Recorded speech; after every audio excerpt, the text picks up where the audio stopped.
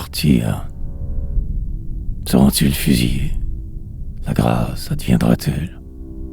Chaque instant ajouté à leur transe mortelle, quand, extraits certains soirs de leurs cellules, enfin, on les introduisit au greffe, tous les 20. Leur sort énigmatique, encore plus que la crainte, sur leurs traits ravagés à creuser son empreinte, car un mois tout entier, depuis le jugement, le spectre les hanta dans l'épouvantement. La sentence est rendue, implacable, fatale. 6 d'entre eux subiront la peine capitale. Leurs proches sont déjà convoqués au parloir, qui dira leurs sanglots, leurs cris de désespoir, les transports éperdus des enfants et des mères, leurs lamentations et leur vaine colère. Mais vont s'apaiser les martyrs de demain, et se ressaisissant d'un effort surhumain. Ne pleurez pas sur nous. L'heure n'est pas aux larmes. La patrie en péril appelle à l'aide. Aux armes! N'importe où ni comment, chacun la doit venger, avoir sa part d'honneur et sa part de danger. D'autres ont succombé sur les champs de bataille, sachant mourir comme eux sans que le cœur défaille. Notre œuvre fut obscure à côté de la leur. Pourquoi revendiquer pour nous un sort meilleur? Ces maudits, on les voit, couronnant leur ouvrage, parmi leurs familiers relever le courage, les ranimer du geste et, dans ces cœurs brisés, verser un peu de baume en de derniers baisers.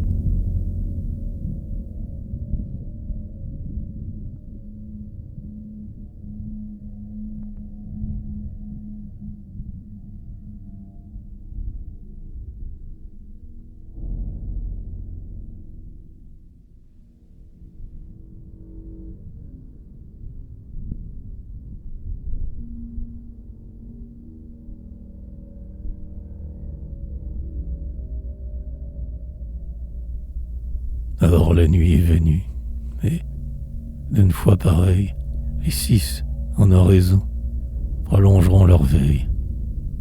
Un d'eux avait reçu l'onction du Seigneur, qu'il a fait son ministre et le dispensateur des dons sacramentels et des grâces divines, nourrissent des vertus des âmes héroïnes.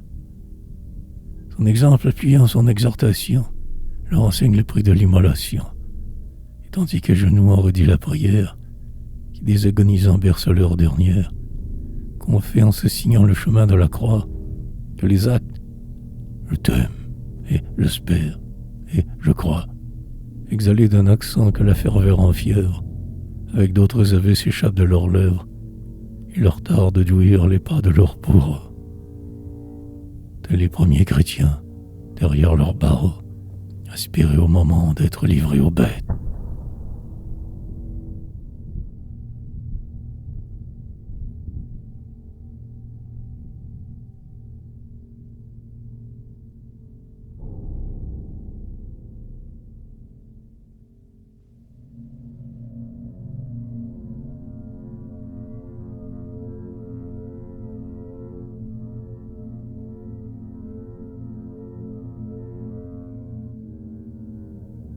Quand le soleil se lève, auréolant leur tête, détachés de la terre, abandonnés à Dieu, qui leur ouvre ses bras miséricordieux, on les mène à la messe unir leurs sacrifices.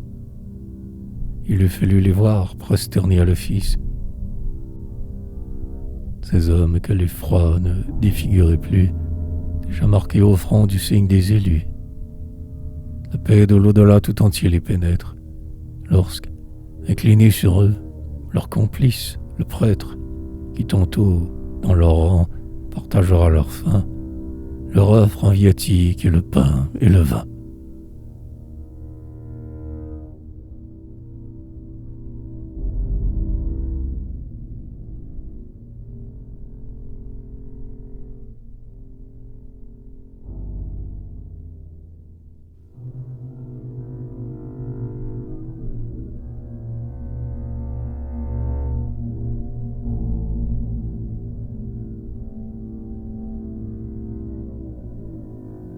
Les rites accomplis, Mais à l'autel encore, debout, transfiguré, le célébrant implore.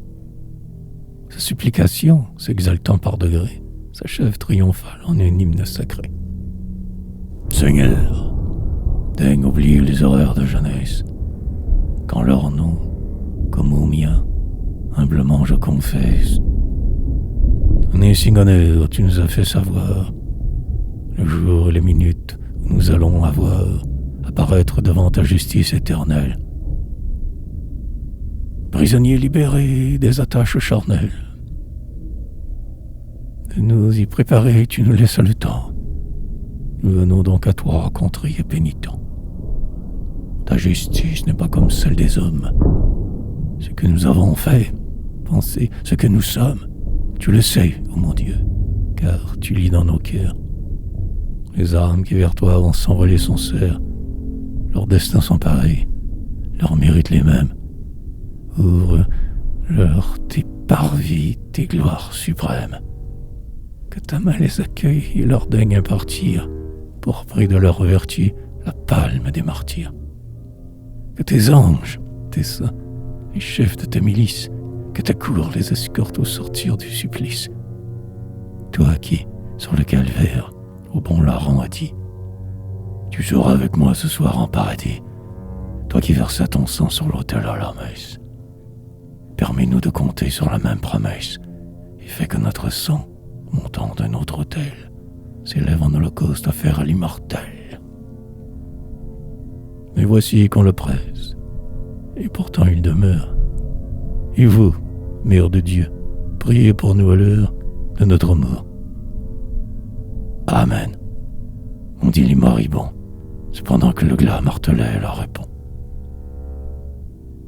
Le cortège pieux quitte alors la chapelle, chacun marchant en brave au trépas qu'il appelle, portant au cou le Saint-Rosaire et, dans la main, le Dieu crucifié qu'il baisait en chemin.